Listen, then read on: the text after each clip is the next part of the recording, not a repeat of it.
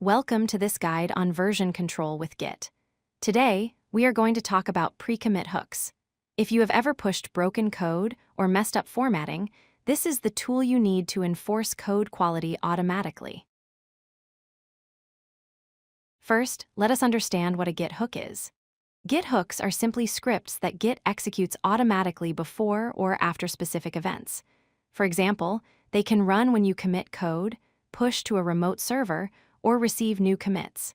They are built directly into Git and live in the hidden .git/hooks folder in your repository. The most popular hook is the pre-commit hook. As the name suggests, it runs immediately after you type git commit, but before the commit is actually created. This gives the script a chance to inspect the files you have staged. Crucially, if the script detects an error, it can stop the commit process entirely. Why should you use them? They act as a first line of defense. You can prevent broken code from ever entering your history. You can automatically format your code so everyone's style is consistent. You can even catch accidental leaks of passwords or API keys before they leave your computer. Here is the workflow. You run git commit. Git pauses and runs your pre-commit hook script. If the script passes, the commit is created successfully. If the script fails, the commit is aborted. You will see an error message, and you can fix the issue and try again. Under the hood, a hook is just a script. Here is a simple shell script example. It checks if you left any TODO comments in your code. If it finds the word TODO, it exits with an error code of 1, which tells Git to abort the commit. If it finds nothing, it exits with 0, allowing the commit to proceed. Writing scripts manually can be messy. That is why most developers use the pre-commit framework. It is a package manager that handles installing and running hooks for you.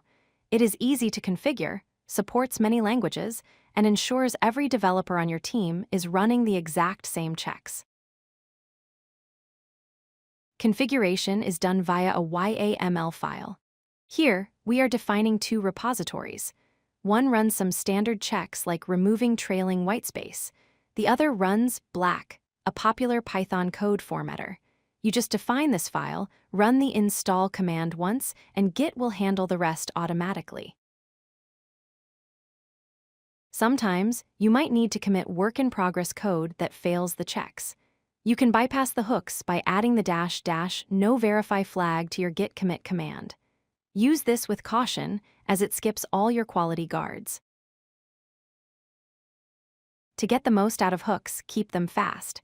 If they take too long, developers will get annoyed. Also, remember that hooks are local to your machine, so use a framework to share configurations. Finally, try to use tools that auto-fix issues so you do not have to do it manually. In summary, pre-commit hooks run before a commit is created to protect your codebase. They can abort commits if checks fail, ensuring high quality. Using the pre-commit framework makes them easy to manage and share with your team. If you like this video, hit that like button and don't forget to subscribe. Visit codelucky.com for more such useful content.